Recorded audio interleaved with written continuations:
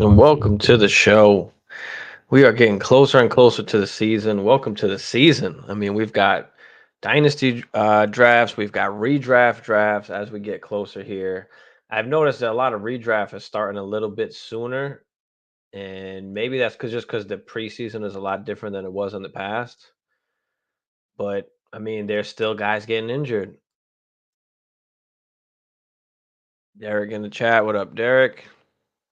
Yeah, Hammer says he's gonna be a little bit late, so we're waiting for Hammer. But what's good, Philip? What up, Philip? Kev, what's good, Kev? What up, Kevin? But yeah, what y'all got going on? Are y'all in like redraft form yet, or because I don't play a ton of redraft. I'm only in a few redrafts, and that's all like home league stuff. Yeah, a lot of hype this weekend. I mean, we saw some good things, and we saw some injuries. So I mean, things are happening. I mean, even for my team. I mean, JJ is out, which was very surprising because we didn't really know anything about it, and we still don't know. We still don't know like how bad it is or how long it's gonna take. Doing best ball right now. Okay, Derek. Yeah, that's the one thing I don't do much of. I don't do much best ball. I don't do much best ball. One more redraft. Kev said, "Okay, what's good, Josh? What up, Will? What up, Will? You buying JJ? The quarterback JJ or wide receiver JJ?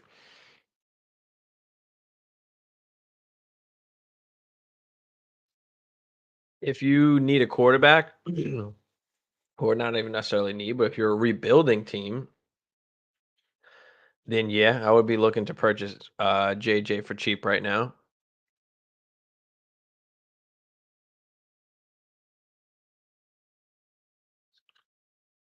if you can. What are you paying? I mean, you're paying at least a first. You got to think like what other people who have JJ paid for him. They paid what, the 1.5, the 1.6, 1.7. Mm. You know, so they paid a lot. So you, if you can get him for a single first, but do you even want to do that? Do you want to even pay a single first? Like, is it worth paying the single first, or do you just wait till next year and see and see what lands next year?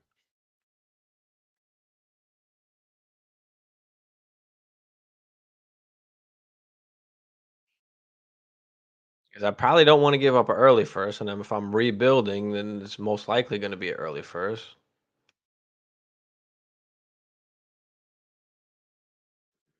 So can we get somewhat creative? Can we do, a second and a piece? See what that team needs. Mm. The other problem is that people who had JJ like understood that he wasn't going to start anyway right away. So are they going to be willing to even give him up? It's got to be for something they need, and more than likely, you can probably do that during the season, right? When points are being scored, right? When they desperately need something and you have what they need, and you can snag JJ that way. Yeah, I'm with you, Goku. I'm with you. I mean, the mindset's always dynasty, um, but I'm not messing up my redraft. I've shifted, right? So in redraft, like I'm drafting running backs. Y'all know I hate running backs, but in redraft, in most redrafts, it's relatively shallow. So you need to have some good running backs. And there are a ton of wide receivers. So, can you take advantage of that in redraft where you are, going running back, which I've done in a couple leagues.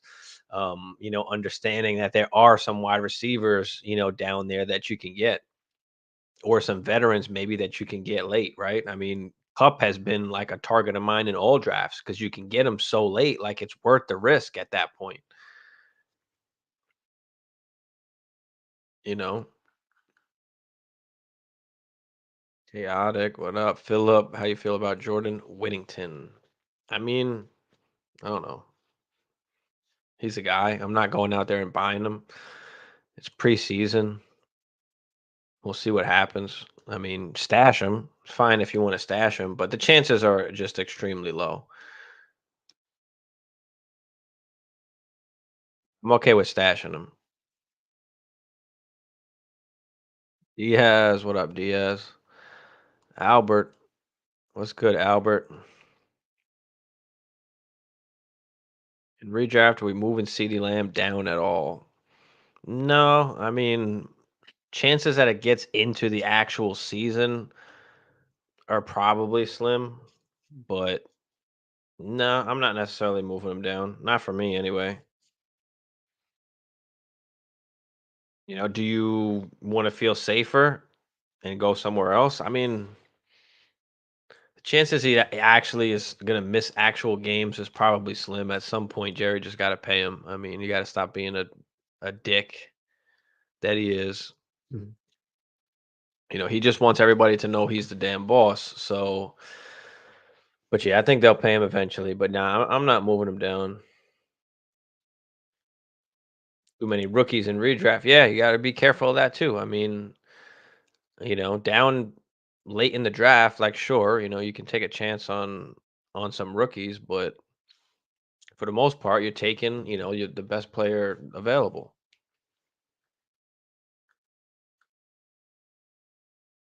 So yeah, got to be careful with that. I think rookies. I mean, I've drafted a bunch of running back, some backup running backs like Corum, right?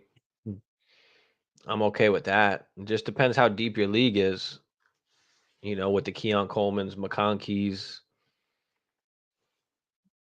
I'm okay with them as well when you get down to a certain point.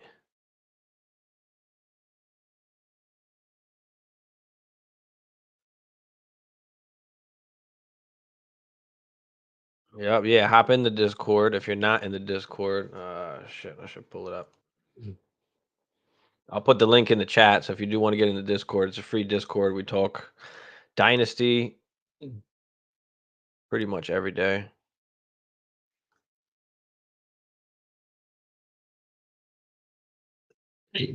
CD and Chase value as far as like what they're worth. I mean, they're still all top guys.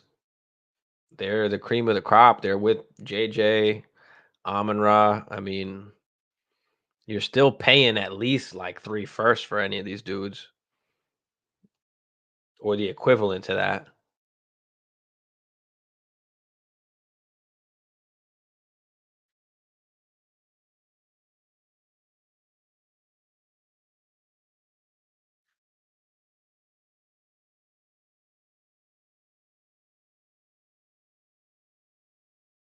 All right, Discord is in the chat.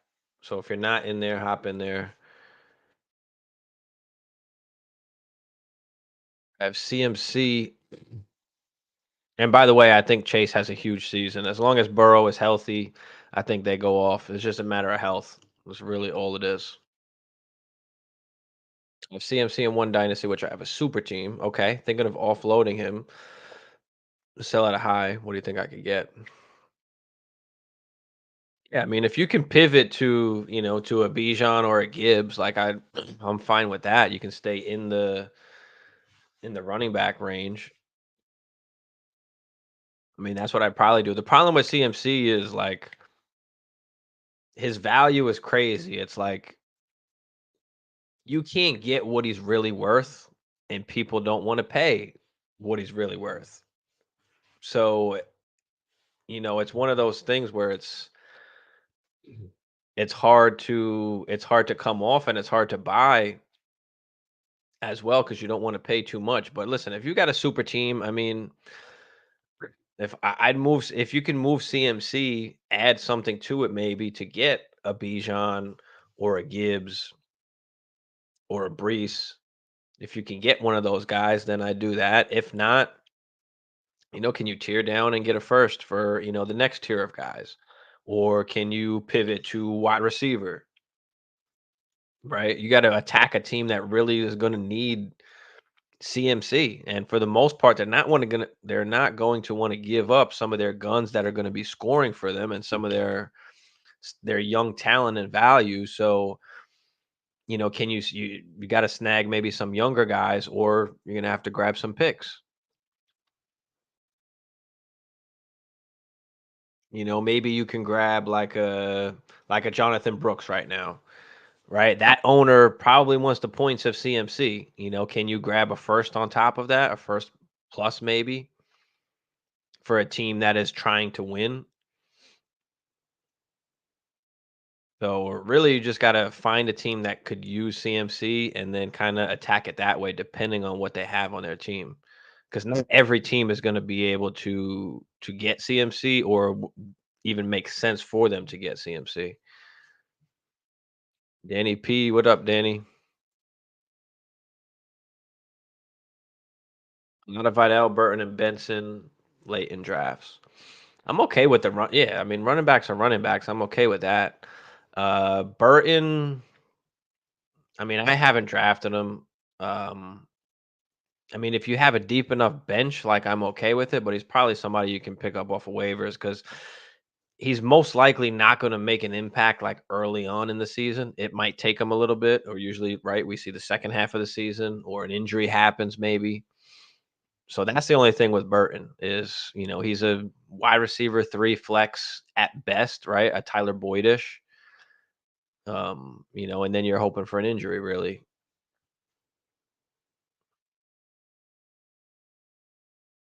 You might not get him one on one. You might have to add something. Yeah, I mean, you're taking the younger guy, they're taking the older guy. So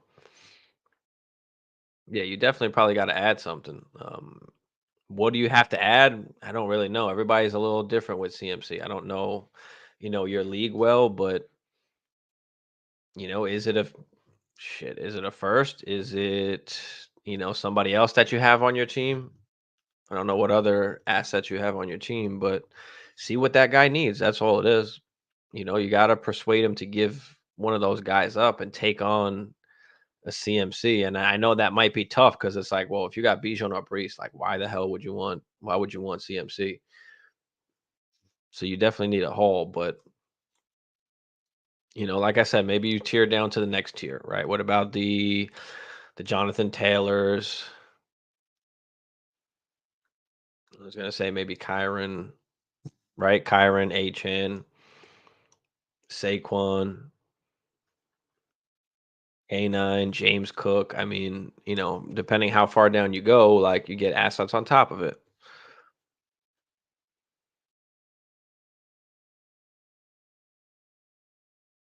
What do you think the value is for the 101 Superflex Dynasty Startup 14-man league? I mean, it's not much different than the 12. It's just more valuable. Just more valuable because now it's 14. It's 14 teams and it's Superflex. So quarterbacks are at a premium. Typically we're talking about what, at least like 3 firsts for the 101. You're talking about maybe 4 at this point if you're talking if it's a 14-man league, it's gotta be at least in the 3, 4 first range of value.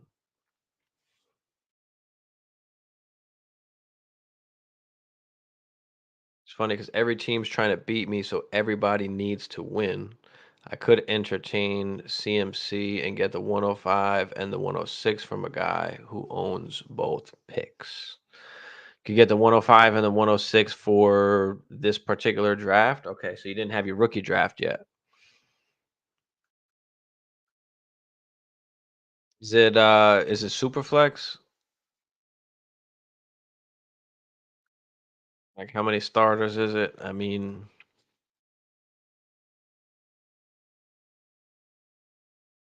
Superflex, you're talking about what, a quarterback or Odunze, maybe Bowers if it's tight end premium.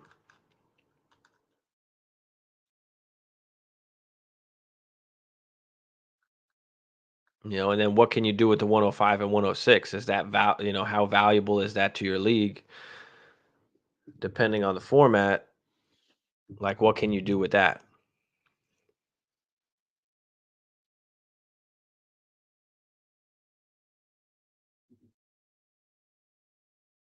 What can you buy for that?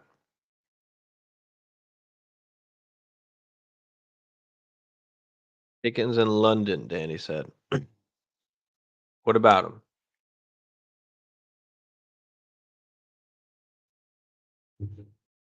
Pickens is Pickens has always been a guy that I've said to just sell. Not that I don't like him or I don't believe in him. I mean, we know he's a great player and he can make some of these crazy catches, but for Dynasty, he's a wide receiver too, and he's just in that range of guys that like the team is already trying to get Ayuk. Like they don't view him as a bona fide like star number one wide receiver. And I think they'll always try to, improve that room. And so that kind of limits his upside a little bit and tells you kind of what the team thinks of him. So take advantage of the value of Pickens and people's hype of Pickens. And I'm not saying that he's not going to go off this year, like because he absolutely could go off. He's literally like the only guy there. So I do think he'll have a great season. But I do think that they'll still try and find somebody to put across from him, just like they're trying to do now. And again, that just kind of limits his upside. So can we take advantage of the value, of Pickens, whether that's now or during the season when he's putting up points and cheer up to those next wide receivers, right? Can we cheer up to to the Londons, to the AJ Browns, to the Pukas, right?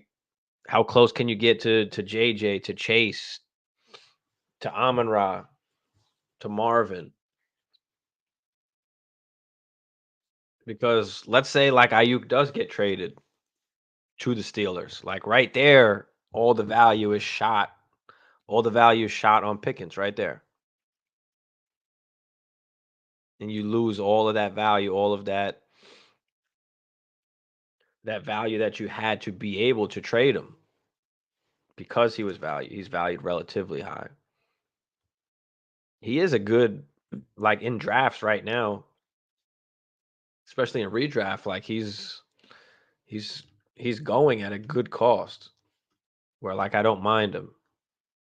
And Goku said, thanks, love the vibe in the Discord. Appreciate you, Goku. Will said, yeah, it is super flex. Two running backs, three wide receivers, tight end, two flex, and eight IDP. Also on the 102, 110, and 201. Okay, so you got the 102, you got the 110, and the 201.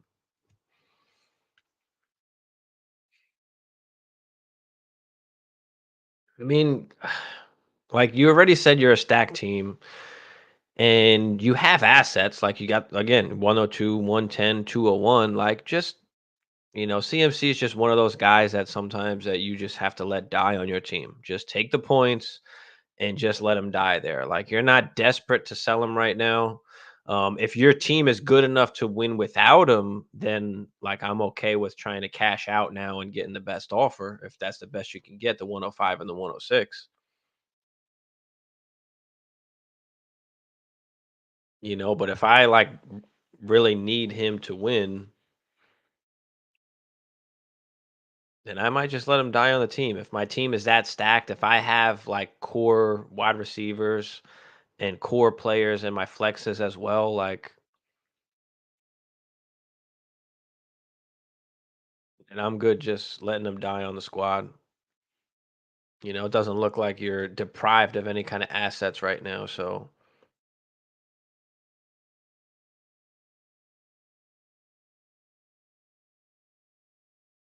Mystic, what up, Mystic? 12 team Superflex start 11, 1.5 tight end premium. I gave AJ Brown for Pittman and 225 first. Yeah, awesome. I'd do that in a second. That's a smash accept right there. Cherry picked him and got for sure the 1-1. He traded away all his pieces and is rebuilding. Yeah, that's an awesome trade.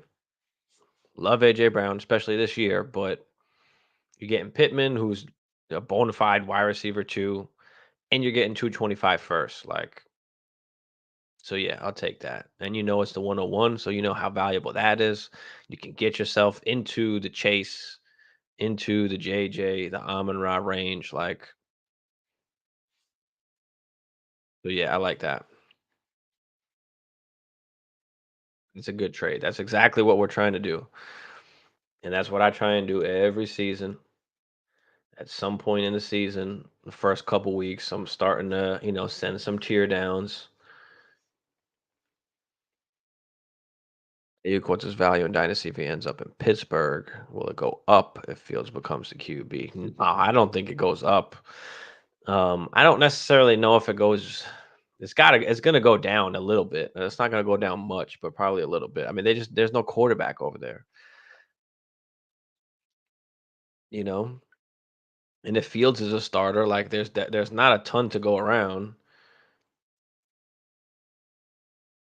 If Russ is a starter, then we don't know how long Russ is going to be the starter. So yeah, I guess yeah, he would slide down a few slots. He'll probably lose some value. I mean, he's already probably valued at like a late-ish first. He's, wide receiver anywhere from like 12 to 16-ish dynasty wise. I don't know if he'll ever get any higher. I mean, he's kind of capped at least on the Niners for what they do. I mean, he had a great season, but he was crazy efficient. Like, what's the chances that that happens again? He barely had over 100 targets, if I'm not mistaken.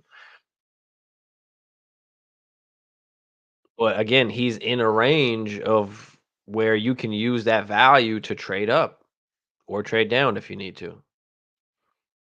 So no, I don't think his value goes up, but I don't know necessarily if it goes down a ton. I would say definitely a little bit.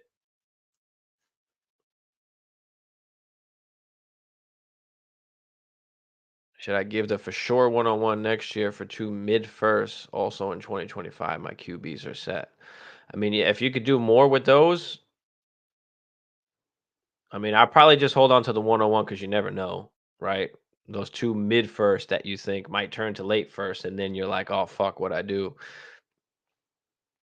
So I'll probably just hold that. I'll just hold that just for the value because we know that one-on-one is going to go up and up and up, right?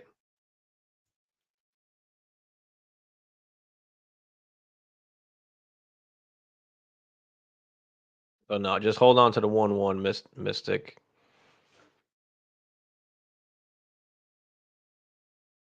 You'll be able to make that trade, if not something better, once we get to that time.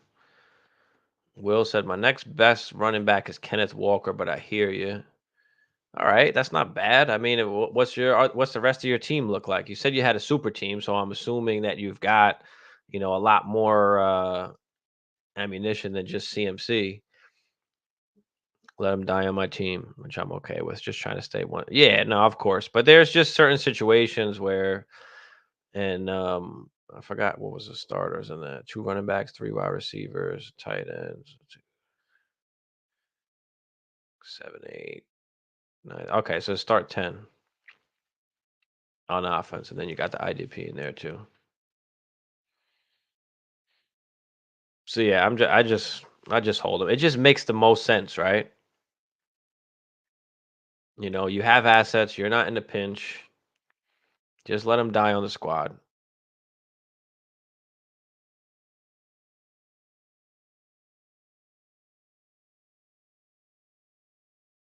Johnny D, what up? What's the play with first overall? Riding with CMC or going with Tyreek Lamb or Chase?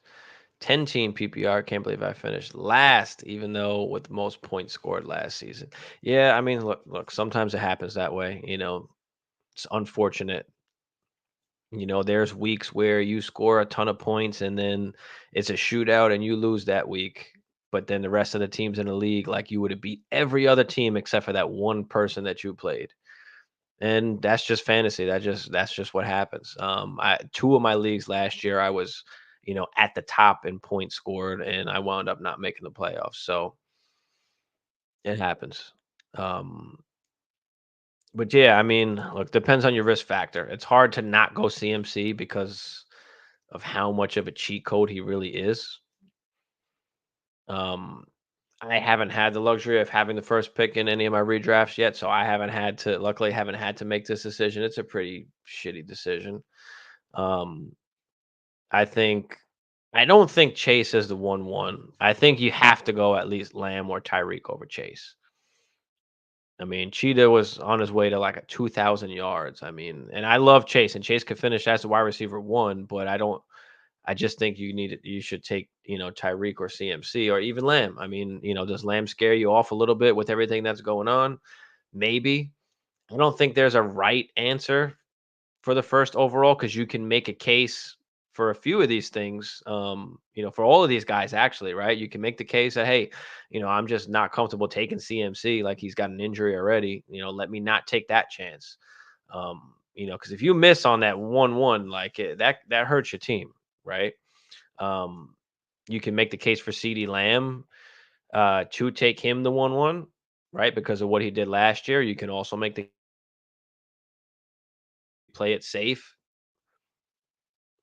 But I just don't see how they're not gonna pay CD Lamb. I don't think it's gonna come to that. And then Chase, like, you can make the case Burrow is healthy now, and he's got a shot to go ham. But realistically, I think it's between CMC, Tyreek, and Lamb. Go with however you want, take the wide receiver to play it safe if you don't wanna take the risk on CMC, because you could come back in that second round on that next turn, that 2-3 turn, and bang out 2 running backs, like, if you get pause. But you know what I mean, right? On second at that 2-3 turn, you could get 2 running backs at that point, and then you'll have a top wide receiver to go along with 2 running backs, and you're not having to take the risk on CMC. So, there he is. What up, Hammer? What up? What up, man? So I think that's another way to look at it also. We're talking about the 1-1 in redraft right now. CMC, Tyreek, Lamb, and Chase. And, it is a little scary with CMC because he's injured, but we know he's a damn cheat code. So, if you don't want to go with him, you could go with Tyreek or even Lamb. And like I said, on that 2-3 turn, you can hit running back back to back there if you want, if you want to go wide receiver on that first pick. So what you think, Hammer? That's such a tough one. And I was watching ESPN. I think I was watching NFL Live or maybe one of the fantasy shows, and there's always going to be some regression from the number 1 overall running back or the number 1, whoever puts up the most points per position or number 1 overall. There's always going to be some regression. And the scariest thing for me about CMC is, and I looked this up, he has, between rushing and receiving, he has over 700 opportunities in the last 2 years. You can't tell me at some point that's not going to catch up to him. And he was a little banged up last year. And I'm actually very surprised they didn't use a little more Eli Mitchell in goal line. Like, they just gave it to him time and time and time again. Now, does the production outweigh the risk? That's something you have to ask yourself. I think it is. But at what point does that risk become reality for me? So I think the receiver is the safer option, but Jesus Christ, CMC is one of those guys that can single-handedly carry you to a championship with everything that he does, because he's basically a RB1 and a wide receiver 1 wrapped up into one player. So you don't really get that level of that combination from very many players, especially when you're talking redraft. So I think it's between CMC and Tyreek Hill. Because Tyreek Hill is just, he can go for, he was on pace for 2,000 yards, and I know you and I were talking about it when we were doing our redraft last night, and I was actually surprised, especially in a 2 quarterback league, that you took Tyreek with your first pick, and you kind of laid it out that the dude was on pace for 2,000 yards. So it's it's between CMC and Tyreek Hill at this point, and it's just how risk averse are you? If you're not as risk averse as some other people, you go Tyreek. If you want to go for the gusto, you go for CMC. Yeah, and like that's the crazy thing. So yeah, I took Cheetah and Bogey. What up, Bogey? Special guest What Bogey up? on the show tonight. Whoa. What up? How y'all In the doing? house. What up, man? What's good with you, my good And brother? Everything's So I good. took Cheetah because again, it's not only your format, right? But know your league mates, right? This is a home league that we've been drafting for a while now. And I kind of know how everybody likes to draft. And even though it's 2 QB, the QBs fall, especially ESPN, because they're just dumb. ESPN does not adjust the ADP for Your two format quarterback leagues or for super the flex format, leagues. yeah. It doesn't adjust to the format. And so that has a little bit to do with it too. But I knew that if I knew I was okay with landing like a Burrow Stroud on my second pick, and so I decided to just go Cheetah because even though it is 2 QB, it is very shallow, right? It's 2 running back, 2 wide receivers, a tight end, and 1 flex. Yeah. Right. So it is relatively shallow. So being able to get Cheetah and then coming back around and still getting my homeboy, like that was big for me. So I had the pick before. I was picking before you, and I could have took Mahomes. I could have, but Joe Burrow's been my boy. He's been the Dragon Slayer. Every time I have him, I feel confident when he's healthy. Yeah, and Mighty out Joe. there. That's it. So I call him Slim Shady now. So I like it. So you know why he did that, right? The haircut. It's actually pretty awesome because he didn't go announce it to get the attention for it, but there's a fan that is battling cancer and asked him, "Can you shave your head in support of me and others that are battling cancer?" So he did it, and he didn't announce it to no one. So I actually dig that. You know what I mean? Yeah, fuck yeah, pretty cool, right? So, but the blonde, I think the bleaching it blonde was just his little twist on it. You know what I mean? It was shocking because he looks like a different person for the most part because he normally had that dirty blonde kind of kind of Macaulay Culkin like a giant coif. Macaulay Culkin. Yeah. So, but it was very surprising in that redraft league because, like I said, pretty much everybody that's been in that league's been in there for 10 years roughly. We're going on 10 years. We're virtually the same 12 people. That's awesome. So, and everybody knows everyone in there. I mean, most of us have known each other for a long time. No, I have a couple but I'm just saying, I in the competition wise, I hate them. Fuck them all. You know what it is too, and there's actually good parity in that league. Like, nobody really dominates year after year, which is pretty cool. Yeah. Just because of the 2 quarterback, like you have to play 2 quarterbacks. So around week 6, it just gets absolutely flex. No, it's straight 2 quarterbacks. Okay, so that's cool. It adds a level of parity because quarterbacks are getting hurt. Everybody, especially week 6. After week 6, when the bye weeks kick in, people are scrambling. Like last year, Joe Flacco was a hot commodity. Hell yeah. Some of these backup quarterbacks. So it does keep good parity in my league, which I really do like. And it creates interesting trade opportunities at the end of the season. Now, some people have more leverage than others, but it does keep it good. But just going back to the 2 quarterback situation, like, you called it even before the draft, and I was like, nah, some people are going to take quarterbacks. And then you pretty much had I got Joe Burrow, I think, at the 110 in a 2 quarterback league, 12 teams. Pretty cool. And then I was able to flip around and get Kyler Murray. But yeah, so I enjoy it.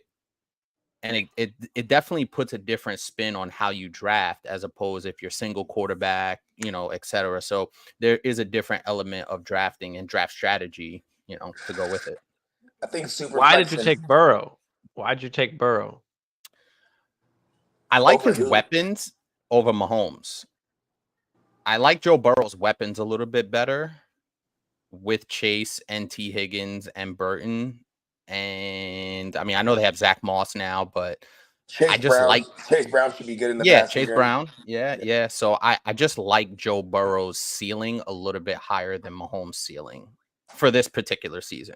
I don't think it's as hot takey as people think, but like Burrow could finish higher than Mahomes, and it's not far fetched. I mean, it is crazy because Mahomes, all he ever did was go up and up in fantasy until last year, kind of hit a wall. But like he also had a top tier defense.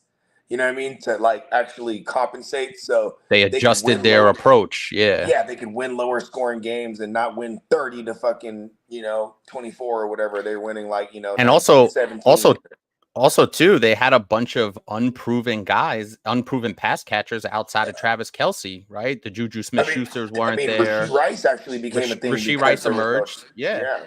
But that didn't happen right away, right? It took a no, little while for him to but he definitely emerge. was catching tugs out of nowhere all day. Oh, Every yeah, day. That was yeah. kind of Nah, crazy. Rasheed Rice definitely emerged. And then obviously they draft Xavier Worthy. So I'm wondering how quickly he can adjust. And Travis Kelce's another year older.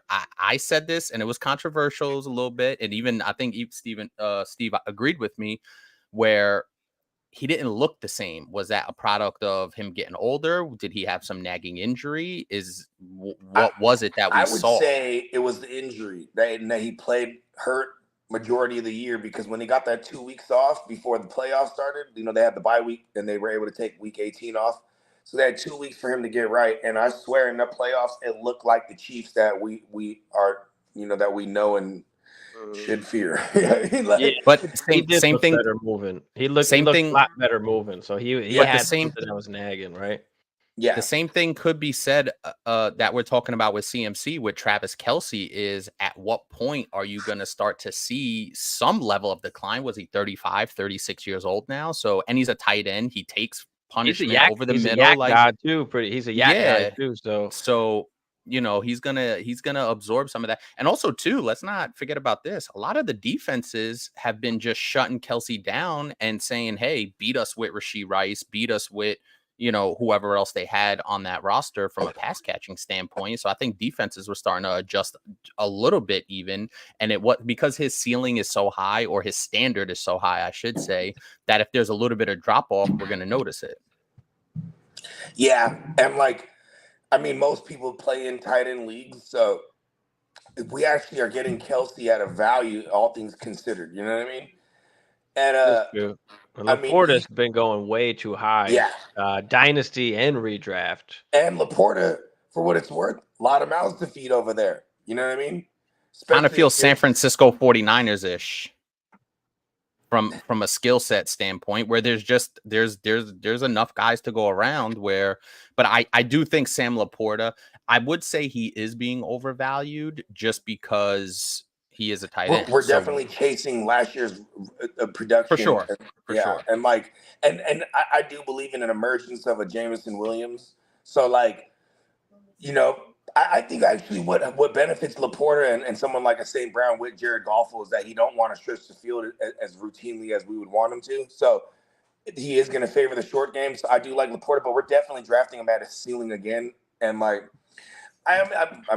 don't think he falls any further than tight end 5, right? Overall. So he'll be up there no matter what.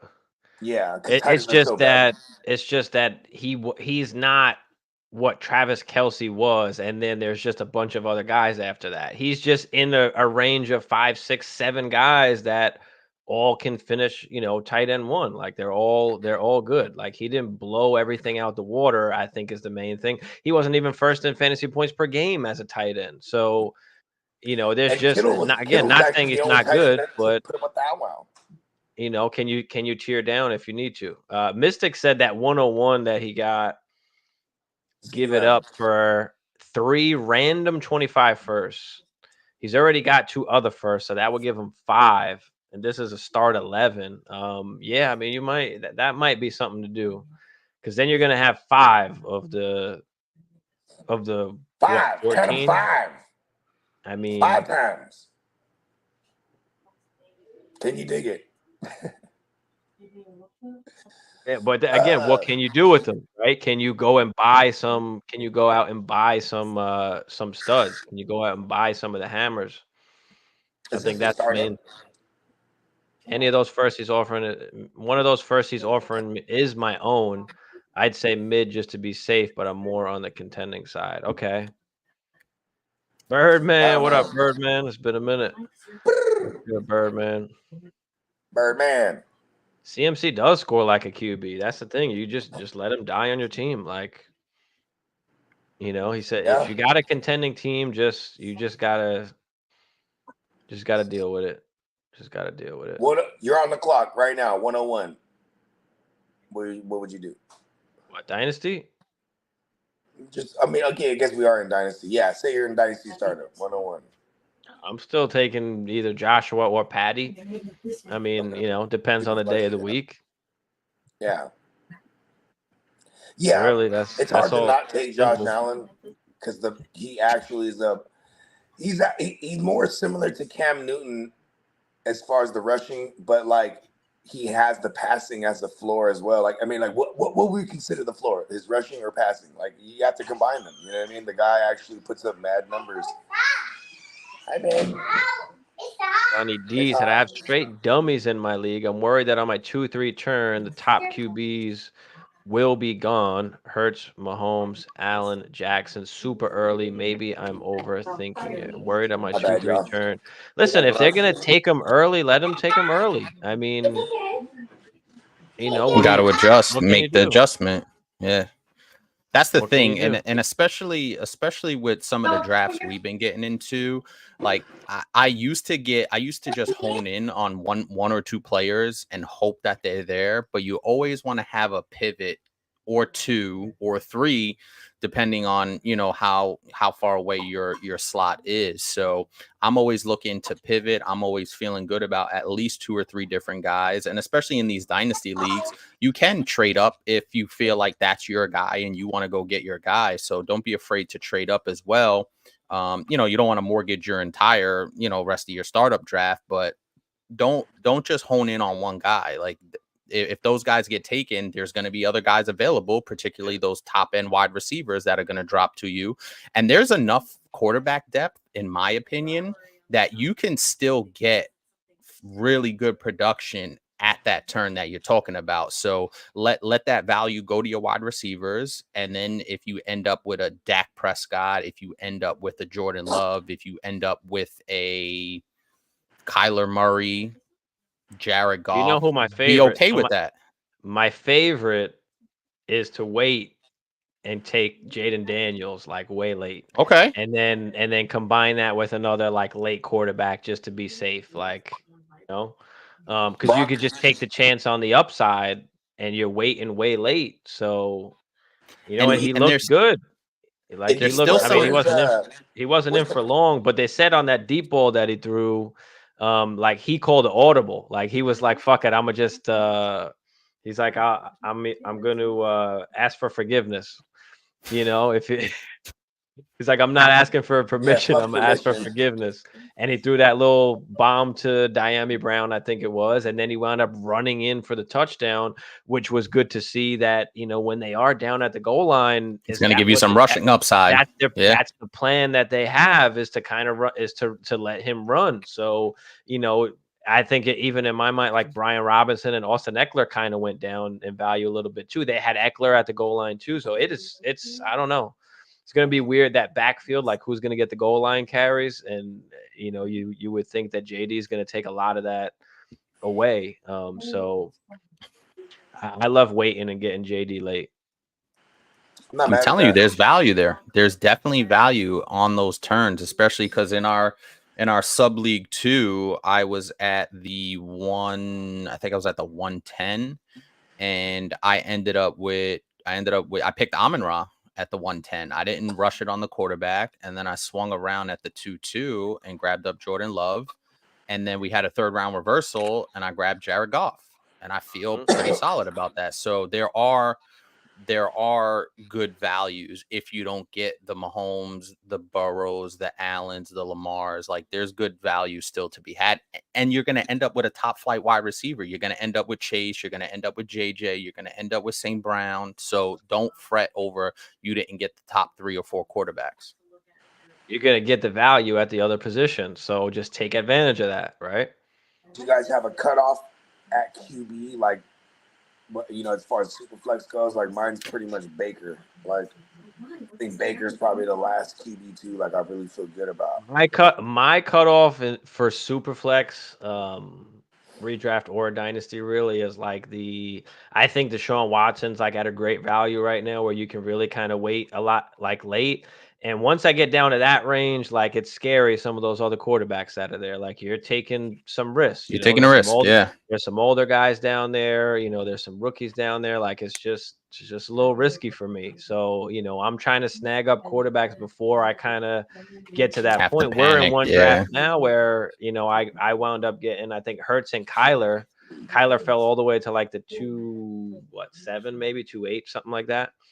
And I wound up getting Hurts and Kyler, and my plan was to take Michael Penix on this next comeback around, And he got and snagged somebody up. scooped him, and it was early. It's like the 8th round, so it's still a little bit early, for Penix, but somebody wound up scooping him because I was just gonna stash him on the taxi until something happens there, and somebody wound up taking him. So, in Dynasty, I love taking Penix like late. Like he's a great value there as like a third QB that you can just kind of hold on to, or even fourth QB, depending how you want to draft. So it's so interesting you say that, because once you get past the top, I want to say 4 or 5-ish rounds, it gets so unpredictable on what guys are going to do. Like Aaron Rodgers went in our draft in what did he go? He went in the 7th round in a dynasty draft. And that was surprising because I had Aaron all the way down there. And I was like, listen, if I could grab him up in maybe like the 9th or 10th as my third quarterback for this year, maybe even next year at best, I would feel pretty comfortable with that. So I was really trying to get value in other positions. Like I said, I have Jordan Love, I have Jared Goff. So I feel really safe with those two guys. Particularly on the injury front, I'm not going to get a ton of the rushing upside, but I'm going to get solid, safe quarterback play pretty much the entire time. So it's really interesting how you try to wait. I was even thinking about grabbing Will Levis there in the 9th round, and somebody snagged him. Well, I could have grabbed him, but I ended up doing something. I was like, maybe Will Levis will be there in the 10th. I made a trade, so I got a couple extra picks. So it's just so unpredictable that, if you're in that range, go grab your guy or get some value and figure it out later. Well, the quarterbacks dried up at the 3-4, right? That's Tua win at the 3-4, and then after that it was like Deshaun Watson win at the 4-9, and then around later you had Drake May, around later McCarthy, and then around later Kirk and Aaron Rodgers and Baker. Where the big right? So the quarterbacks were gone in the early third, Where about Big Bogey Nix? Where'd Bo Nix go? Nix went. He just went 8-5. Yeah, I like Bo he Nix went a at lot. 8-5. I like him a lot, and it's not really necessarily based on his skill. It's just that I feel like he's a starter, so it's kind of a guy like, if I can't get my hands on a Baker, like I wouldn't mind falling to a Bo Nix, like if I'm waiting on QB, you know what I mean? Yeah. I'm sure Bo Nix goes higher than a Baker in Dynasty, and also in redraft, he definitely will go after Baker. You know what I mean? It's risky for me for a QB too, because if it doesn't hit, you're fucked. Like for QB2, gotta be your QB3, dangerously. QB4. So I feel like I feel like really quick, if you're going after Bo Nix, you better get Kirk Cousins and then handcuff him with Bo Nix. Like that's the route I feel like is the route you kind of have to go. So yeah, no, so I mean Michael Penix. I'm count. sorry, Penix. My bad. Yeah, Bo Nix is on you. Denver. My bad. Yeah. Save his health for the later part of the season. Yeah, I could see that too. I mean, they got a ton of weapons now, so they don't have to put it all on Kelsey early.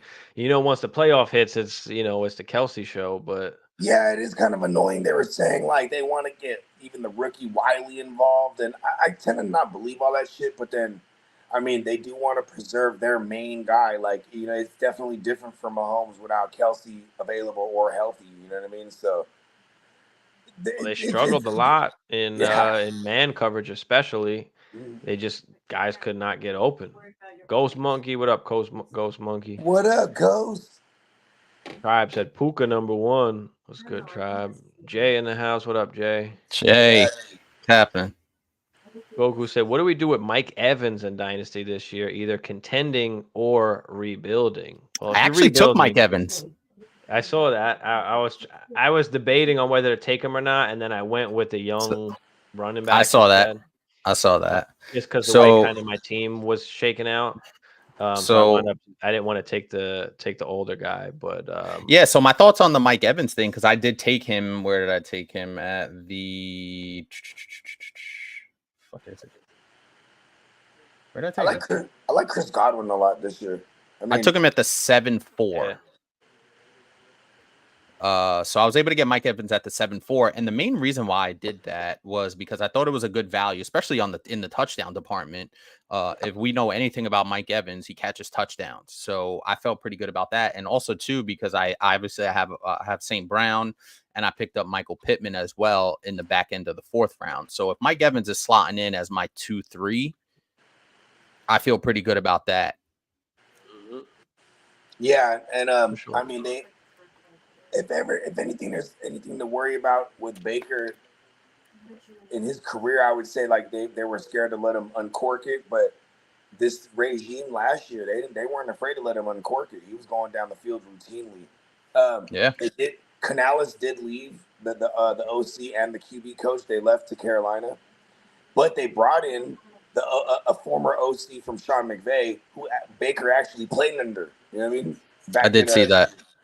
Back in 2022. So, you gotta love the aerial attack, period, because that coaching lineage, you know what I mean, coming from Sean McVay, like they like to air it out. So I do like Mike Evans a good deal, even in a dynasty. I mean, if you're trying to win, that's a piece you want. I mean, even if I'm in the middle of the year and I need to make a push, if Mike Evans is sitting on a losing team, I'm making a play for him. You know what I mean? And that's exactly what we talked about last year around the playoff push time. Was Mike Evans was one of those buy kind of guys if you needed that push, or a sell high if you're a team that's 4-8 and you're not going anywhere. You're not gonna make it, yeah, you can, if you could snag a 2nd round pick for a Mike Evans and you're 4-8, go get that 2nd round pick if your team's not going anywhere. Because, obviously at 30 years old, his value is probably not going to increase very much more than that. But the production's still going to be there in my estimation. He's probably going to give you 1,100 yards. He's probably going to give you 8-9 touchdowns. That's good if he's slotting in as your wide receiver 3. How much of a chance is there that Baker pulls a Geno? In what respect, though? From Geno from last year? Yeah, well, okay, that's what I'm saying. Because he had the great season, and now but I don't think that necessarily correlates to Mike Evans' production falling off, in the sense that Baker's the entrenched quarterback. Like, Baker's not gonna get benched if he struggles a little bit. I don't think, just based on his track record last year. And got the league leader in pass attempts behind him. I mean, he got Sam the Wolf Howell there. You know what I mean? Like, so there's a little bit of that to it.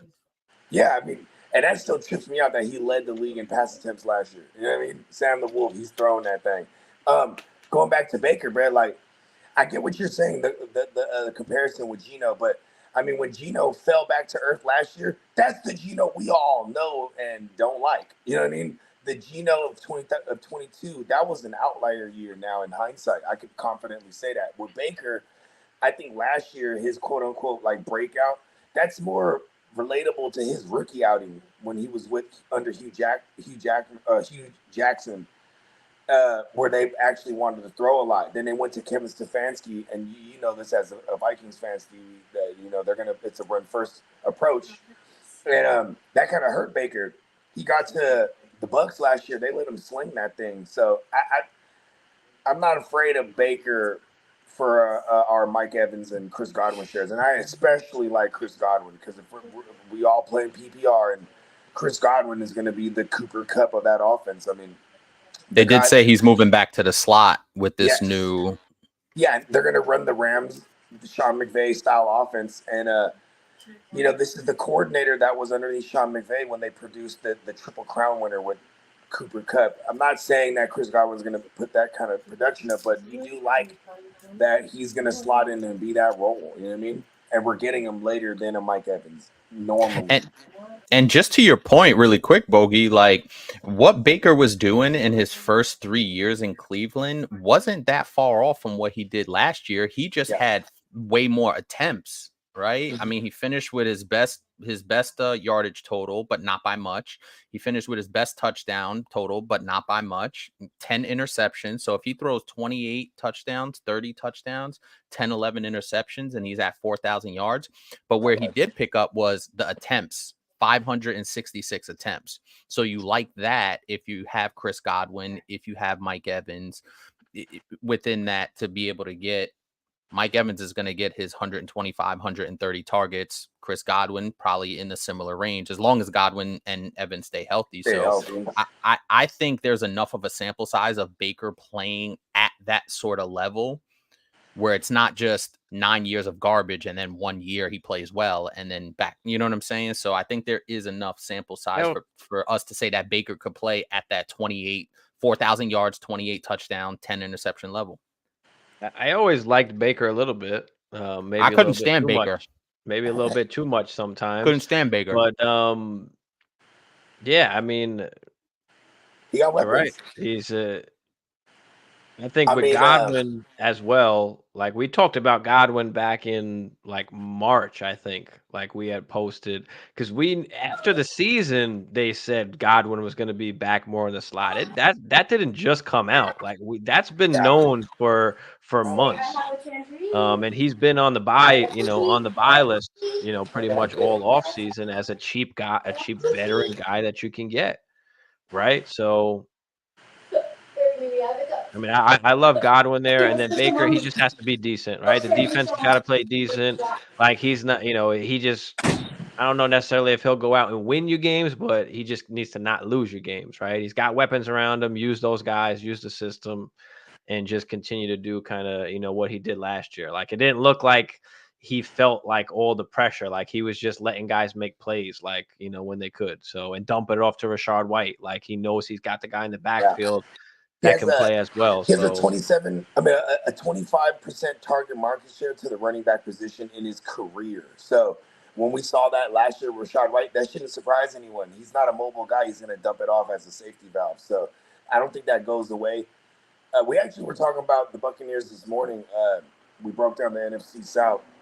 And, Rashard White actually, he wasn't far off from total touches to a CMC even. So, I mean, and I'm not knocking Baker when I say this, but he's definitely a play action QB. I mean, you could probably say that, you could say that about Jimmy G, right? But I mean, the run game is going to help him out, and it definitely did. And now they're bringing in the Rams style offense where it is going to be a lot of play action. It's going to be a lot more similar to what he's been used to in his career, but he never had weaponry like this. Like even when he had OBJ and Jarvis Landry, it wasn't shit because they're enforcing the run so much. Like the fact that they use the Rashard White in the passing game as much as they do, Baker. There's a lot of extensions to Baker through the passing game. So I like the value we're getting on him. I don't think anyone gets excited over Baker ever. You know what I mean? He's QB 10 last year. Yeah, but no one's gonna get excited about him. You know what I mean? Going back to the Mike Evans, right? If you're rebuilding, obviously you don't want Mike Evans on your team, right? That doesn't make sense to have him on your team, right? So you got to get rid of him. Now, do you do that more in season, or can you do that now? Like, can you do that when he's scoring points? Like, people will start paying once he's scoring points. Like right now, some people might not want him, but yeah, if you're rebuilding, you definitely want to get rid of him. You're probably not getting a first. Unless he's killing it in season. And, people do stupid things when they're trying to win. So, maybe you could, or you add a little something to it to get a first. But you're probably looking at like a second. You're probably looking at a second and a piece. And if you're contending, then you're probably just holding Mike Evans, right? I mean, unless you just want to pick up an extra asset, like maybe you can do like a slight tier down to like let me look at this draft real quick. To like a Terry McLaurin in a second or something like that, right? Can you pick up the extra asset, but you're still going to get, decent production from a Terry McLaurin or an Amari Cooper, right? Who would you target? Like if you're in a startup right now, or on the flip side, if you're buying a piece to help you push, would you rather buy a Mike Evans or a Cooper Kupp? Well, I'm probably doing that in season, right? I'm not doing that now. In season and you're making a push, like, because I think Cooper Kupp still, even at his age, still has a higher upside than a Mike Evans. For sure. But I think in a lot of ways he might be as affordable because people are scared of Kupp's injuries and the age. I think on a per game basis, Cooper Kupp has a higher ceiling. For sure. Like if you're talking week to week, Cooper Kupp still has those 28, 29, 30-point games, depending on your format, PPR, 100-yard bonus, etc. Where I think Mike Evans, because Mike Evans is the clear number one, I think Mike Evans' production is maybe a little more consistent, but I think Cooper Kupp still has those week to week where he has the higher ceiling on a week to week. I think Mike Evans has the higher ceiling if you're talking about overall for the entire season. So that's a tough one, to be honest with you. I'm a Cooper Kupp guy. I've been a Cooper Kupp guy for about 3 years now because I had him on that Triple Crown season, and he led me to the championship. And it was awesome. So he's definitely my guy. I actually went out and bought his jersey when I went to a Rams game. And Cooper Kupp's awesome. But yeah, I think I like Mike Evans just a little bit. Now, how healthy is Matthew Stafford going to be? That's a good point. Those are all the things. A lot of people will be afraid of Cooper Kupp because of the emergence of Puka, the injury, and Puka. Yep. Yeah, but the games they didn't play, they were sharing double-digit targets each. So I kind of like that. Like in a lot of ways, this goes for redraft. For redraft purposes, like there'll be some times where I'll have both of them. You know what I mean? I might even have a team, and hear me out here. I might have a team where I go Puka, and somewhere along the way, I acquire both Mike Evans, Kupp, and Chris Godwin. You know what I mean? Like that's not it doesn't seem crazy to me. Like I'll stack up all of them because they all come at a decent value outside of Puka, and like I mean these are guys that should garner, 20 to 25% of the target market share each. You know what I mean, listen, Cooper Kupp, his first 2 weeks back when he came back off that injury, 21. He had 15 catches on 21 targets for about 260 yards and a tutty in his first 2 games back. Then he kind of re-injured, and in his last month, he was getting those 8, 10, 12 target games where he had 4 touchdowns in his last 5 games to close out the season. So Cooper Kupp still got it in the bag, but how that risk of re-injury is real with that ankle. So I love him in redraft. In redraft, I think, that's where you want to take the chances, right? You want to win the ship. Like, you got to take some chances in redraft. So, give me the Cooper Kupp where you can get him, really late. But in Dynasty, because even in Dynasty, like you could get him for relatively cheap. Like, and if he's your, on a contending team, he's your wide receiver 3 or 4. Like, I mean, I'll take that risk. Like, you're not paying a first because of his age, right? But you're paying a second. Devontae Adams, second plus in startups. Cooper Kupp in our startup went at the 7-12. See what I'm saying? In Dynasty, Dynasty, fantastic value. Yeah, Dynasty startup for sure. But yeah, because the Keon Colemans and Ladd McConkey's, all those guys are going before these guys. I mean, Xavier Worthy. And Devontae Adams is one of the guys where I'm like, man, if I was comparing the old guys, I think it's less risk avert with a Mike Evans or a Cooper Kupp because, man, I don't really trust the QB quarterback play. Yeah, it's terrible. You know what I mean? I will say this, though.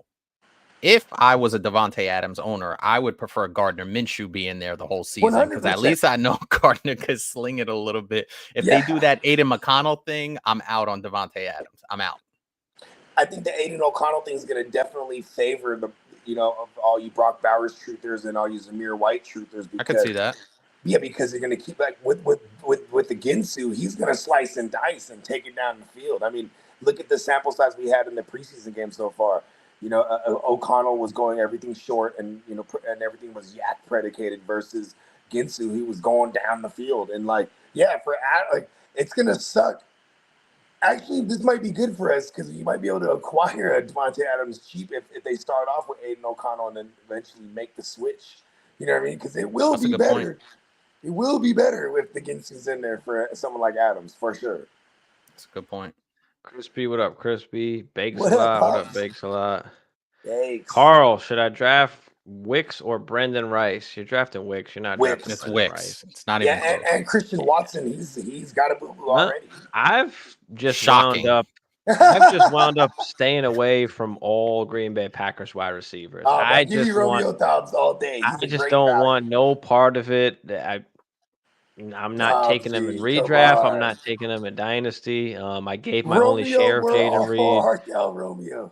I actually I gave my only share of Jaden Reed to Bogey last year. So I think it was the reversal. I think I gave you Oh yeah, you did give me Jaden Reed. My bad. You did. You gave me Jaden Reed, and then I traded him away. I think I traded him away for. Oh, we're both mad. So I traded him away for something. As the resident Packer fan here, I am not mad at that. I'm not mad at that. It's tough because we saw what happened last year. Like the target share, I heard a stat on ESPN radio today that I don't want to say it blew my mind, but it just outlines your point, right? So Romeo Dobbs, 5.9 targets per game. Jaden Reed, 5.9 targets per game. Christian Watson, 5.9 targets, 5.7 targets per game. And then you sprinkle in Wicks, you sprinkle in the tight ends. Bo Melton was the only Packer last year with a 100-yard game. I don't know if many people know that. Oh, that's big crazy. Bo Melton during the regular season. I know. Dobbs had the 100-yard game in the playoffs when he busted Cowboys' ass. But let's go. But yeah, no, but I totally agree. For my money, Jaden Reed is my favorite Packer receiver just because I think he can do a little bit of everything. The end around game, they can use him as a runner. He's very shifty. I like Jaden Reed as the best overall value. More? Well, now that they have Jacobs, he was more Debo than I thought he was, but he only had about 11 carries last year. Well, he's smaller than Debo. So yeah, but I mean, as far as like his usage, like in my mind, looking back, I thought he was like more gadgety, but then like he only really had 11 carries. He was just real. Also, remember that was a lot of Aaron Jones being out of the lineup, so that was kind of by default. So when Aaron Jones came back, they really didn't have to do too much of that in the last month of the season. But now they have a workhorse in Josh Jacobs, so I don't foresee as much of that, but I do like the jet sweeps. I do like the end around with Jaden Reed. He's pretty good in the red zone as well. And also, right, is Christian Watson going to be on the field? That's also something that you can't count on. So for my money, it's Jaden Reed, but I'll hear the Dubes, I'll hear the Wicks, I'll hear the tight ends are solid. And how much of those targets are going to be Josh Jacobs rushing attempts now? Well, I'm with you on Jaden Reed. I mean, we've always loved Jaden Reed since he was a rookie, right? I like him as the best overall wide receiver on that team. It's just like that whole team and all like it's better for football, not necessarily not enough target fantasy. share to feel good right about. For fantasy, it doesn't do good. It doesn't do us anything. Like we just hate it as fantasy owners, I like Romeo Dobbs a lot. I'm still gonna. I mean, even last year when I used to come on y'all show, I was on the same hype because it's not just the value that he goes real late, but like, he's the X receiver. He's the guy. He's their. I hate to say this, but he's their Devontae Adams. With no Devontae Adams, that's the guy who fills that role. You know what I mean? You got Christian Watson, who's a freaking mega athlete that can't stay healthy, but he's 6'5", like. Kind of a one-trick pony. The guy who runs all the routes. He's the best route runner. He's the best route runner. There it is. On that team. And it's not even close. Yeah. But with that target share, like each guy on a game-to-game basis with the way the ball is spread around, you can't lock in. Like all those guys are flex plays at best. You know what I mean? So it's hard to really key in on one of those guys. And if you have them, you have to keep them in that lineup because that Packers offense is really good, but so diverse. Did you guys hear Matt LaFleur when the reporter asked him, like, oh, you guys don't have a number one receiver? He goes, the next time I hear that, I'm going to vomit. Yeah. You ever notice his eyebrows are always real clean? Yeah, Matt LaFleur's a clean-cut dude. He is, right? He's like he's a cleaned-up dude. Huh? He's like he's my kind of guy. Brian said, what up, guys? What's the move on Devontae Adams? Wait until the late rounds on him. Redraft? I don't know. I'm kind of just staying away. 3-4 turnaround is usually where I see him go in a single QB redraft. I would hope he falls a little bit. I mean, he's still a guy who's going to garner 30% target market share. I'm kind of a type where I'll remove the names and how I feel about them, and I'll just look at their target market share. If I could build a team chuck full of guys that are just gonna be volume hogs, Adams is in that category. You know what I mean? But yeah, you kind of close your eyes and pick them. You know what I mean? I mean, with subpar, and Steve and I did we did kind of like a buy low or buy mid, I should say, because a guy like Devontae Adams isn't always necessarily a buy low. But even in a down season, he still had 103 receptions for 1,140 yards and 8 touchdowns. And that was terrible quarterback play. So if you're telling me Devontae Adams, you're going to get, low end wide receiver 1 production still, all right, like there's value to be had there, but this Aiden O'Connell thing just makes me nervous, man. It really does. We know that none of those guys are the QBs, so they need to get somebody. Will said, so Stevie, if you're staying away from Green Bay wide receivers, call my base upon it's hard to predict. Are you staying away from the Texans receivers? Well, no, the Green Bay receivers are not as polished or as proven as those Texans receivers, right? And Hammer just said it. Hammer just said, they didn't have a 100-yard receiver other than Bo Melton. So with the Texans, like you've got Dell, you've got Nico, who was a wide receiver 1 last year. You've got Diggs, who we know has been the wide receiver 1 for a while. So it is crowded, but we know I would just rather have Stroud, right? Like if you can't choose, but you can get your hands on Stroud, you got them all. You know what I mean? Right, but it's a little bit different because we know who we can expect to score the points or who's going to get. Like there's 3 guys that it can kind of go to. Green Bay, it's like 5 different guys, and we've seen that Nico is kind of like the wide receiver 1, right? And then you've got Diggs, and then you've got Dell. So like we know that. I guess you could say Jordan Love too, right? I mean, he can throw the football. CJ Stroud can throw the damn football, but I feel like it's just more of there's more of a pecking order. There's a pecking order. Like, yeah. Like we know at least we don't know who's going to be a wide receiver 3 flex for Green Bay. Like we can at least predict like wide receiver 2s for some of these guys on the Texans, I feel like. Yeah, I tend to agree with that. I will say, though, with the addition of Stephon Diggs, I think it's made the Nico Collins and the Tank Dells more valuable because people are kind of like, well, if Nico Collins isn't going to be that same Nico Collins from last year, that was the clear wide receiver 1, Diggs is going to cut into that. And also, don't forget, they picked up Joe Mixon. And Joe Mixon is a 20 carry a game kind of guy. So do some of those carries take away less targets for Nico and a Tank Dell? I picked up Tank Dell in a redraft because I just think he's a home run hitter. If he slots in as my flex, I'm comfortable with that. Nico Collins, I think, is the wide receiver 1. And also, 2, the difference between the Texans and the Packers is Stephon Diggs came into a situation that was already good.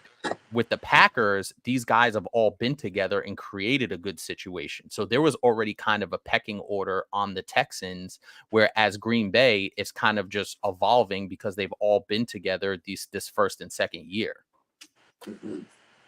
Yeah, I think a lot of people should remember that when the Green Bay is firing all cylinders, when they had Aaron Rodgers, they're a very efficient, very slow and methodical offense, right? With Josh Jacobs there now, that's going to bring that style back. So I worry about the passing volume. But I think Jordan Love is a guy who we could bank on some efficiency here. I think he's going to be better in year 2 as a starter. I just don't think there's a volume hog at all in that offense as far as receiver goes. Yeah. It's an equal opportunity employment. If you get open, you're going to get the ball. If the play is designed, you're going to get the ball. And we even saw, particularly in that game against Dallas, like the tight ends are very, very much involved as well. So that just adds another layer of it. I think it was a matchup thing. I think it was a matchup thing because everyone was tearing up Cowboys with the tight ends last year. So there was that, and that goes to good coaching. Like that's why it's kind of hard to pinpoint on a week-to-week basis because they are definitely going into the week with their game plan of who they're going to attack on that defense. You know what I mean? They definitely attack weaknesses. Matt LaFleur is good like that.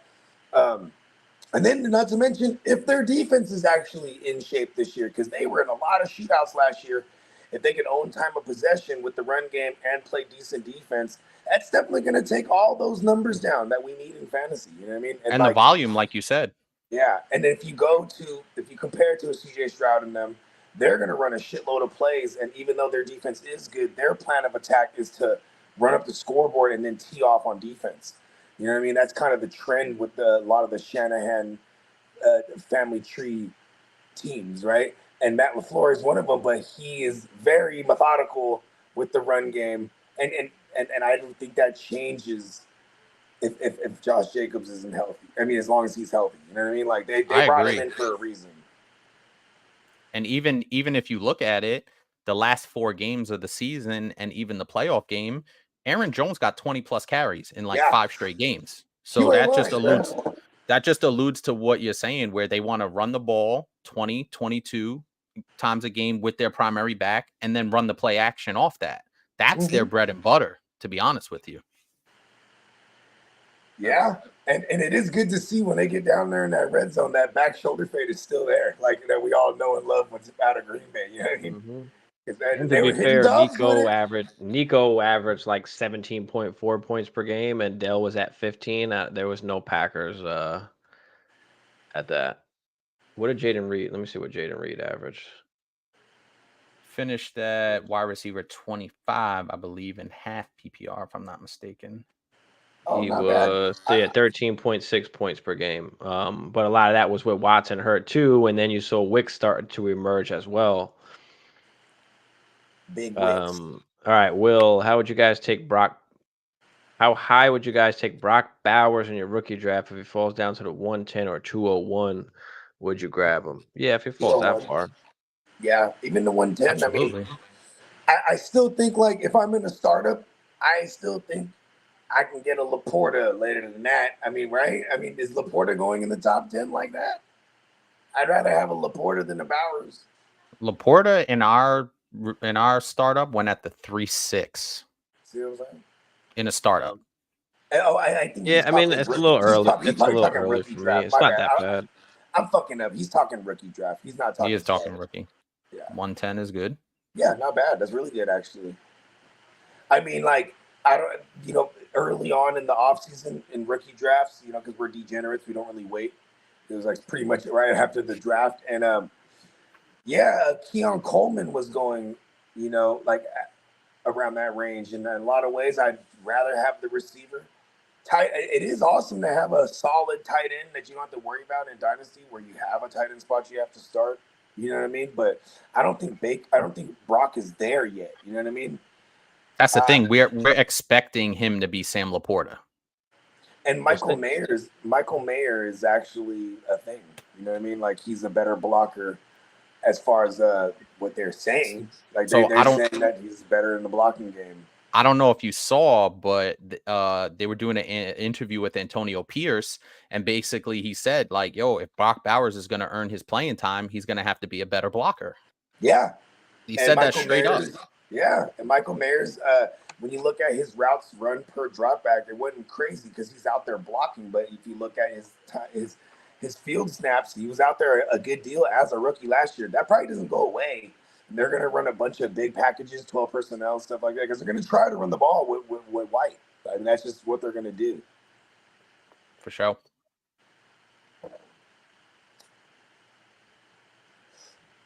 Yeah, I kind of fading the Raiders like that. McBride and Kittle ahead of Bowers. Oh, McBride for sure. Not Kittle. Yeah, Kittle's going to be the value, like, because he will go after all those guys. You know what I mean? The problem, if you live in a world with no Ayuk, there's going to be that playbook opens up more for Kittle. Best believe it. You know what I mean? The problem I've had with Kittle, because I owned him. We had a home dynasty league for I think we were going into our 4th year, but it got nuked. But I traded for Kittle, and Kittle he could be frustrating because he'll go out there and give you a 6 for 75 in a 2 touchdown game, and then you won't hear from him for like a month. He's definitely a matchup guy. So that's the frustrating part about Kittle. Obviously, Trey McBride is way ahead. He's more receiver than tight end. Correct. Yeah. And it's pretty concentrated down to him and Marvin Harrison, I would imagine. And I would assume for your tight end to garner, 20+% of the target market share, you gotta love that. And he sign up for that every day. Yeah, you know what I mean? Because then we don't. You say the tight ends are so ugly. So yeah, I understand for the startup aspect. the importance of a tight end if you have a tight end spot, right? I mean, I'm just saying that because it's been years now that a lot of the leagues that I participated in, we made a tight end premium and removed the tight end spot altogether, making a choice for the person. You know what I mean? Right. Yeah, the hustle leagues, you don't got to start a tight end. I mean, the crazy thing with tight end is like they're going so far apart in dynasty drafts, like even Laporta, Kincaid, Andrews, like Pitts, McBride. I mean, I'm just not taking Laporta so early. I'm just not.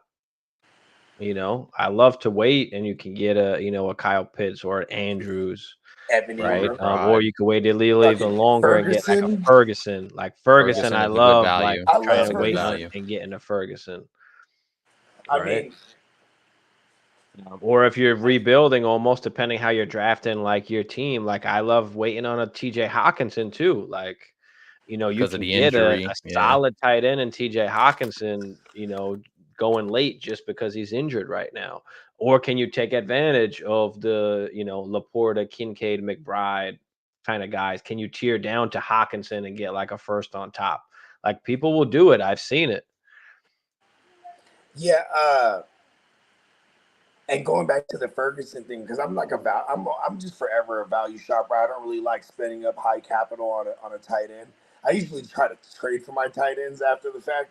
But yeah, like Ferguson is someone I tend to wait on a lot. I mean, guys like Evan Ingram and Joku, they all usually go before a Ferguson. And like when you look at Dak's career, I think he's going into year 8. And so I would say 7 out of the 8 years, 6 out of he's going into year 9. So 7 out of the 8 years so far, the tight end positions that the second most targeted from Dak. And this doesn't change. Like I said, it's 7 out of the 8 seasons he's played because his rookie year wasn't really like that. But since then, he goes to the tight end after his number one target. So Ferguson, and you look at last year, Ferguson's second on the team in targets. I mean, this is just and he's one of the only tight ends last year to get over 100 targets. So that's fucking awesome. Nothing's changed. Yeah. Nothing's changed at all. They didn't add nobody. Shit, you might even get an uptick if we get a little bit of holdout. Stevie holdout. Yeah. I think the main thing was the touchdowns, right? I don't think he had a lot of touchdowns. Like, does that change? He had 5 touchdowns. I mean, there's no as much as I love my man Rico Suave Dottle, what running game do they got? You know what I mean? I can't see him scoring less than that, kind of. Like, you know what I mean? Like that could be a flourish. He did have 5. He had 5 touchdowns last season. So that's if you get once you get past that 5 touchdown range for the tight end, you're talking about right. You're talking about top 8 tight end. He was already number 8 in half PPR, number 9 in full PPR with those 102 targets. And I do love his reception rate. So he's basically at 70% of his targets he's catching. So he had 71 catches on 102 targets. It was help last year. He had I can't remember the exact injury. He's a UCL. He played through it. He played all 17. Yeah, and he would rock the freaking brace. And you know what I mean? I think that's the only thing that hindered him. But yeah, he's gonna be second in targets on that team as long as he's healthy. Nah, he's a damn good value at the tight end spot. Yeah. And then Evan Ingram tends to fall too because people just hate him. But I mean, shit, a Bow Wow, a couple years ago, and then last year over 100 grabs. So you add Brian Thomas. I think that actually opens it up because it doesn't take away from his little A-dot. You know what I mean? I mean, Brian Thompson is going to be the field stretcher. So I don't think much changes. And I guess you could argue that with Christian Kirk gone, that's what kind of boosted up in Evan Ingram. But tight ends are so ugly, you'd be hella happy to get an Ingram late. You know what I mean? You got to be happy to get an Ingram late. Will said, could he turn into the next Jason Witten? I don't think so. I mean, the thing now is like, are they going to have enough money to pay even the tight end at some point, right? With all the guys they got to pay, right? Schultz wasn't that athletic, but he was able to make shit happen or make it work just because the offense that they're in, right? Bogey had mentioned it, right? He's continuously hitting the tight end. So you can really kind of almost plug in any tight end in there and they'll pretty much produce almost. So like, is Ferguson going to be worth it for them to pay him, or are they even going to be able to?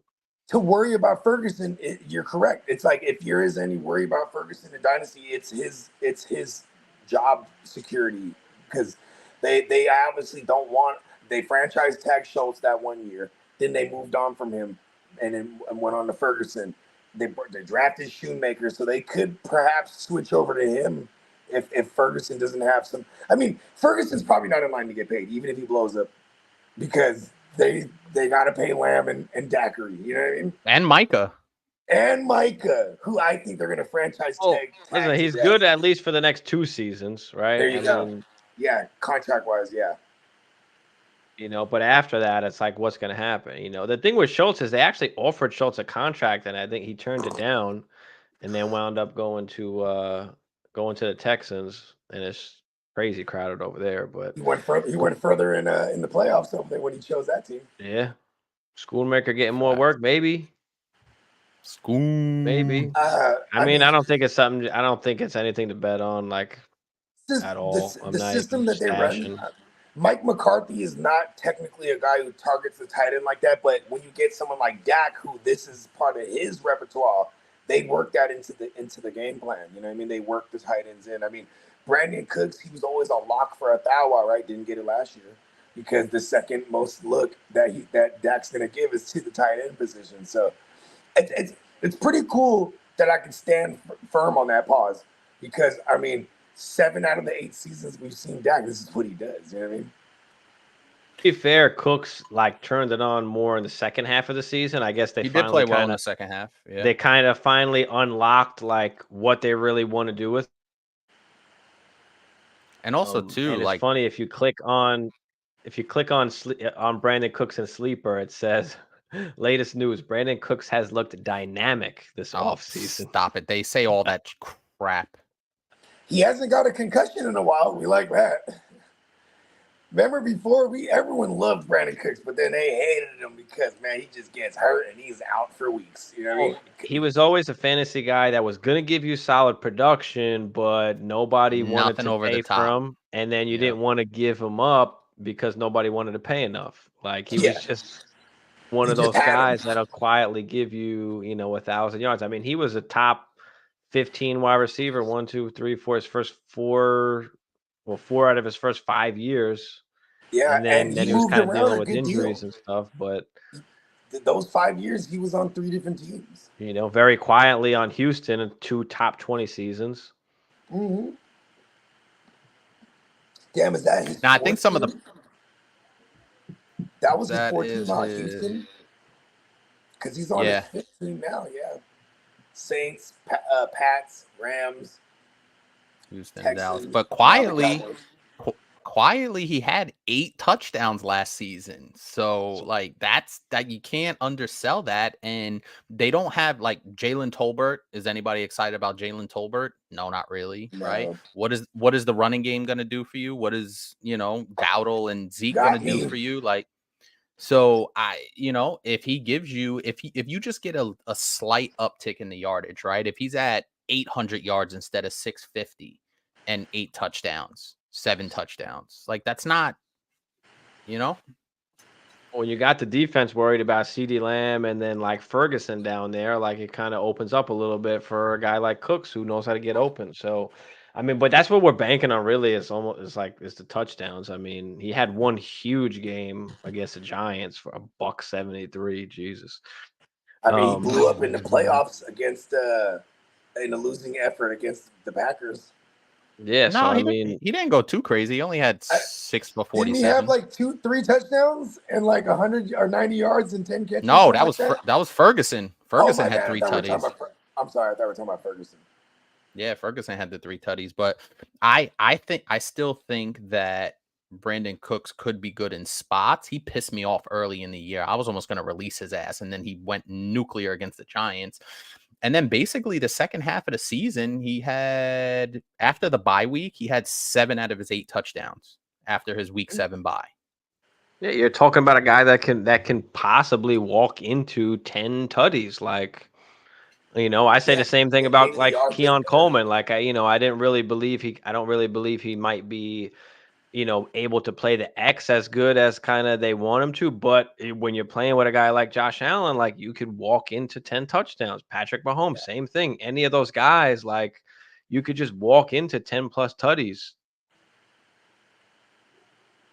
Yeah, I'm not gonna argue that.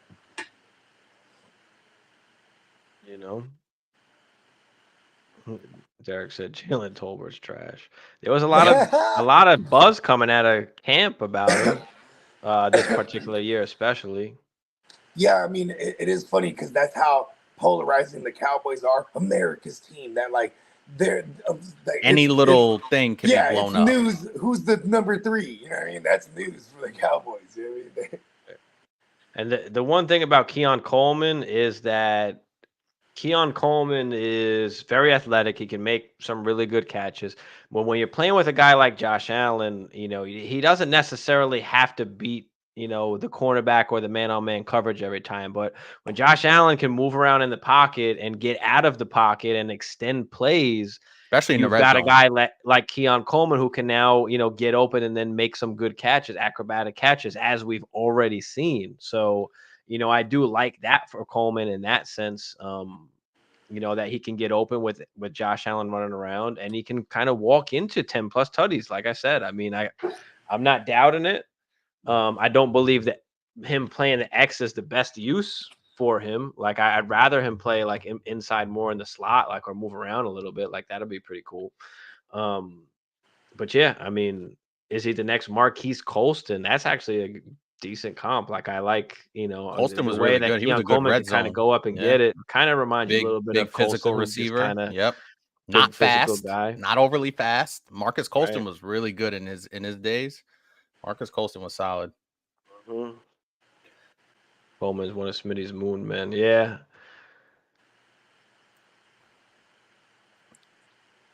Like Coleman. Brian Thomas, I like too.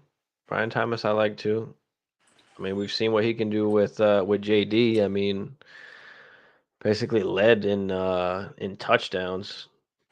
Can he now continue that with T-Law coming through? We already saw a sick catch from Brian Thomas. I don't know if you saw. He made like a nice little, it was like a 30 or 40 yard, like little diving catch in between like two dudes. I didn't see it. Pretty sure it was a pass interference too. I think I think it's on my page in one of my that LSU pedigree, man. That's enough for me, to be honest. Like I buy into shit like that. No, I think he's way more athletic than a Sutton. Yeah, Sutton's faster. Sutton's not what I would describe as athletic at all. What I will give Sutton credit for is that like this guy is like he's a contested catching motherfucker. You know what I mean? Like you kind of just throw it in his vicinity, he'll make a play on it. He kind of reminds me of like a poor man's Terry McLaurin when it comes to the hands. Yeah, because that's a trait I'll give Cortland Sutton as a receiver. He is one of the receivers that actually is a hands catcher. You know what I mean? The thing with Keon Coleman is he's not going crazy early either. Like even with all the hype, like he's still decently priced. Yeah, Kincaid goes higher than him for sure.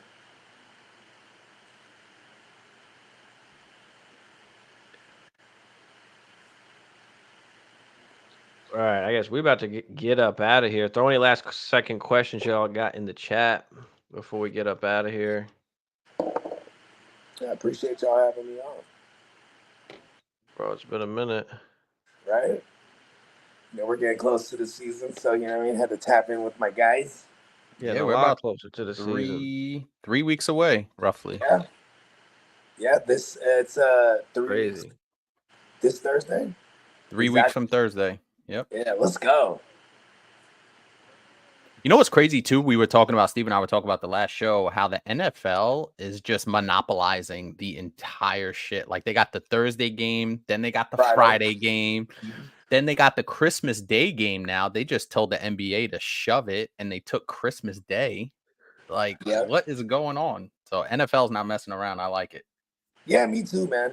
Because I like football all week as much as possible. And I think it adds a great wrinkle in our fantasy management. Like you have to be able to that's part of the fun for me in fantasy is managing, you know what I mean, the rosters that we got. I mean, because it's You know, when you got a player on a Sunday and he's playing a Thursday game, or you know what I mean? Do you play this guy? Yep. Yeah, exactly. Like matchup. I enjoy that headache. Is that crazy? You know what's wild too is that so those Christmas Day games. First of all, that's a Wednesday, so we're getting football on Wednesday on Christmas Day. That's wild, and it's actually on Netflix. Cool. Is it? Yeah. Like shit. What is going on? They're just dominating Peacock, Netflix, Prime. They got it all. Yeah, YouTube got their hands on it too, where you can get crazy YouTube TV and have yeah, it's a wonderful day. It's a wonderful day to be a wonderful time to be alive if you're a fantasy enthusiast. Because like what a time. Before, I used to cheat. Like I was a season ticket holder, and back when my Niners weren't good, I used to make decisions like, well, you know what? I'll sell these tickets because fuck that game. I don't want to miss red zone. You know what I mean? But then it became like, oh, I got red zone on my phone. You know what I mean? Like I'll go to the shitty game. You know what I mean? Like, now to be fair, they are fucking making us spend way more fucking money than we ever had to spend. You can't even just watch football no more. Like you got to have this streaming service and that streaming service, and it's fucking bullshit. If it's just one, like okay, but like bro, we got to have all of them now. We got to have Netflix. We got to have ESPN Plus to watch the fucking London shits. We gotta have other shit for Thursday night. Like goddamn, yeah. Fucking Peacock and all this bullshit. What y'all take on the Gibbs late injury? I got the big Disney Plus, so I can get that. I mean, it's supposedly like a minor strain, but are they going to play it safe? Maybe the first few weeks he doesn't, he's not featured as much, but as we get into the season, maybe he is a little bit more. Sell high on old Monty Burns. Right now, you could. That's a good thing to bring up. That you could sell high on Monty. I've actually seen a bunch of people already talking about Monty and trying to go buy Monty because of this Gibbs thing. So yeah, I mean Monty even without the Gibbs injury is still pretty damn solid. Like as a third RB, but with the injury that bumps up that value. Take advantage. Yeah, I was out prior there. That's what it was. Look terrible. Once red zone fires up, don't even call me, even if someone died. I feel that. Oh yeah, well, hopefully you get some guys. I mean, listen, the Superflex, don't forget about Bo Nix, don't forget about Penix as well. Like take some of the value. Yeah, and I'd rather have a Bo Nix or a Penix than I would a Levis, because I don't think Levis is safe at all with his job. No, I had one share of Levis. I got rid of him. I got rid of it this offseason for Bryce Young. I took him as my QB3 in my home. I'm not mad at that. I paid for redraft. Yeah, I mean, redraft. Yeah. You're good there. I don't think they've got Mason. They're not just gonna be like, oh, you know what, Mason Rudolph. I think you're the best quarterback we have. Oh, you mean racist Rudolph? I was wondering. It would probably take an injury to Levis for Rudolph to go in, or Levis will have to be really shit in the bed. Like, I guess that's a possibility, but I mean, it is kind of funny that the first order of business for this new regime was they brought in a racist Rudolph and they got rid of Tannehill. You know what I mean? Or hear me out. They get into a fight in practice and Rudolph clubs him with the fucking helmet. With the helmet? That's his signature move right there. Get clubbed over the head. Yeah, he throws out maybe he throws out a white slur this time. Right? Eric said, if Stevie B don't believe in you in Dynasty, that is bad. Listen, I didn't believe in Kenny Pickett, and that shit turned out to be very true. Really small hands, that Kenny Pickett. He's trying to hide it with those two gloves. I mean, listen, Levis was a second round pick. He was a guy that teams were already kind of straying away from. He wasn't a great processor. Top of the league in ADOT last year. That's a big thing. 20 yards. Had one good game. He had that one good game, and everybody fucking lost their shit. That was the time to kind of sell him, but. No, I don't believe in it. I just don't think he's good enough. Like, he's just gonna wind up being like, can he be a bona fide backup? Like, yeah, sure. I just don't see him being good enough to actually be just like another guy, the franchise quarterback. He's a jag, just another guy. Just another guy. I like it. He likes a lot of mayo. It's kind of weird. I don't, Bro, you know he has and he's fucking weird. a mayo scented cologne. Yeah, and he's like weird as fuck. He Too. wears like, a mayo scented cologne. That's he has one. He like you know made what's crazy is I guarantee it's just mayonnaise that he sprays on. Like, I mean, like oh, that's just bro. That's a no-no. Gross. All right. I On like that mayo note, on a we are. I love mayo on a sandwich, but like this guy and his coffee. That's about it. He puts it on as a sunblock, now cologne. You know what I mean? Mhm.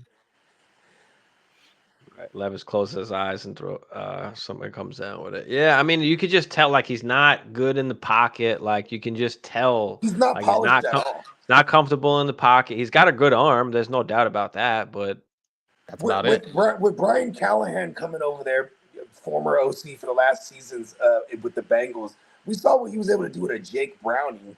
Gives me a little hope for a Will Levis. You know what I mean?